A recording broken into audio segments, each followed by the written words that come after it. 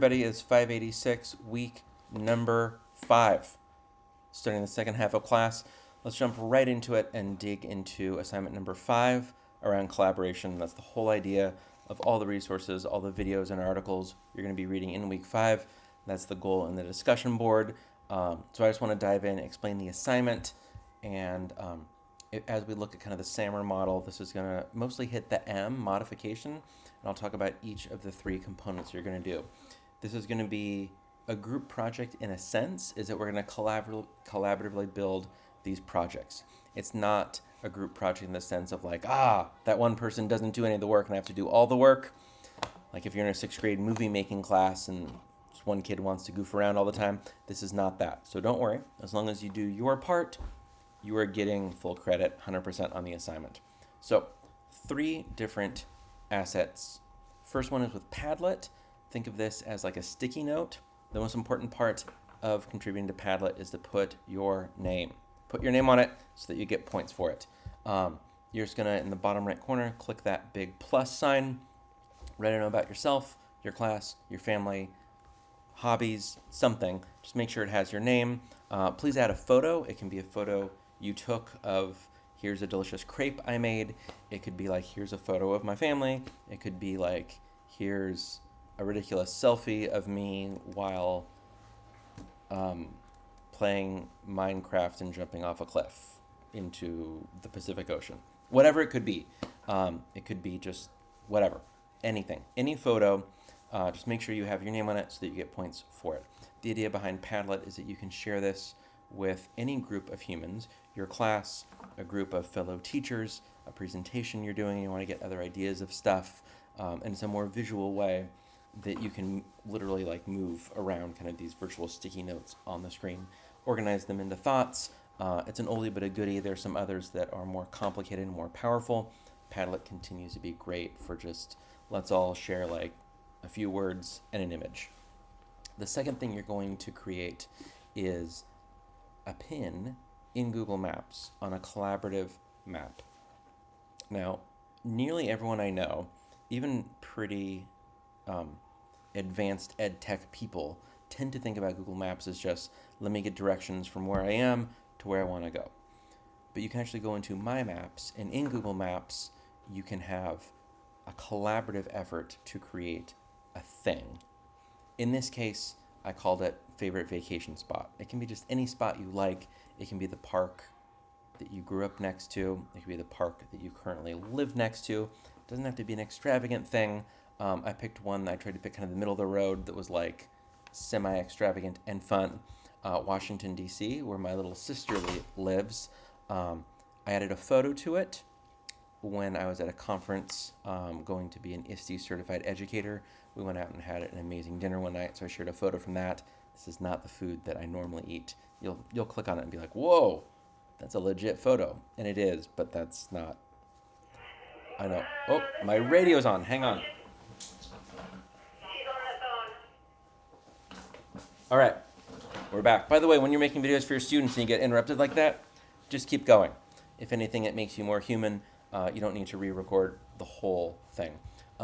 Add your name to the pin. Photo is great. Tell me about what this pin is, why it's important to you.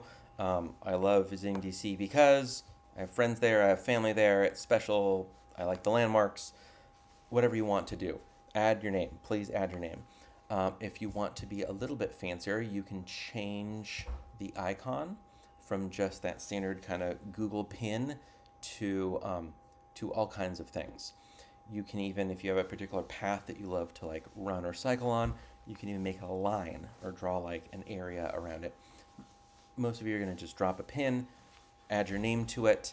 You can change the color, you can change that icon, you can add photos, you can add YouTube videos to it. It's actually incredibly powerful. You could run an entire slideshow just on a single pin in Google Maps. Almost everyone calls it Google Maps. I believe it's technically Google My Maps. And then you get sharing permissions just like any asset in Google Drive. I can share it just with Charlie. Charlie can view, edit, or comment. So you can actually share this with students. Everyone can edit it together. You can have just comment access. You could actually have like, let's follow the trail of Lewis and Clark, and you have pins along the way. You could recreate like locations in a book. So many options that are location-based ways, as kind of an alternative to what like Google Slides might be. That's just like, here's a bunch of slides, or Google Docs, or just here's a bunch of text. This is info based on place, which is pretty cool. You can also set default views. So it can be just street view, it can be just satellite view, and it can be just of this one place. So I kind of centered the United States. I've done other maps looking at like the fiber optic cabling on our campus here at Hillbrook, centered the view just so you get all the campus, and then I had different layers and then different pins and different paths of here's the Christie box, like the big box on the ground made of concrete that you can open and get to underground stuff, where like server rooms are, the paths of fiber optic cable, where kind of just all the different stuff is infrastructure wise in our school. So that would be a different example that's not so much instructional, but just, I guess more IT related. So that's Google Maps. You're going to do that, add your name to that. The final one is, I almost called it old school. Like, how is collaborating on a presentation together in real time or asynchronously old school? But it kind of is. It's Google Slides. Share it with anyone. Anyone with the link can edit. That's what this one is. This is kind of a play on the Margaret Wise Brown book, The Goodnight Moon author, The Important Book. And you're just going to follow a really simple format. The important thing about Bill, he blank blank, he blank blank, he blank blank. But the important thing about Bill is the first thing. So you're going to do your name, your pronouns, repeat your name. Adding images to it, I'm going to leave...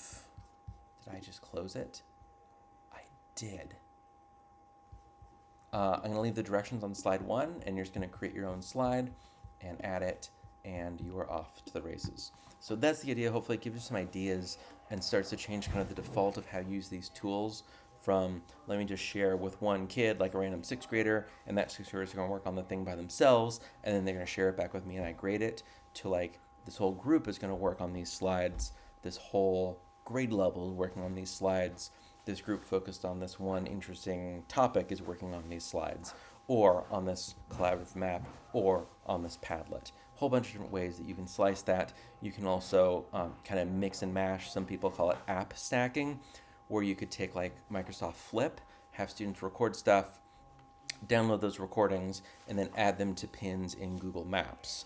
Or you could brainstorm ideas in Padlet, take those ideas, maybe organize them into topics, and then bring them into Google Slides. Or ask them about like favorite places they've been or places they want to be, or favorite places, or even just places they remember from reading in 5th grade English class. Like, what have you read?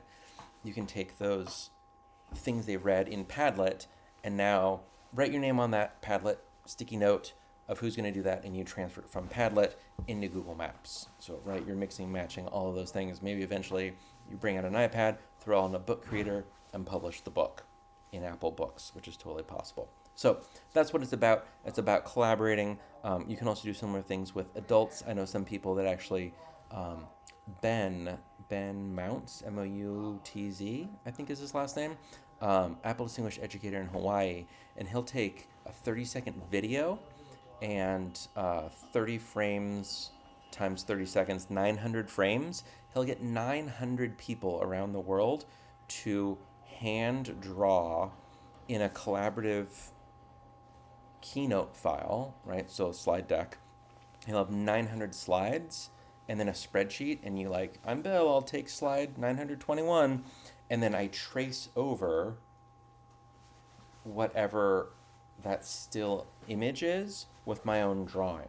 And then it ends up being like kind of a hand-drawn collaborative 30-second video, which is super cool. Like that would be kind of the this assignment times 100.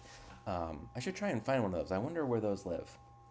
Anyway, that's another example of how you might collaborate with some digital tools. So enjoy that.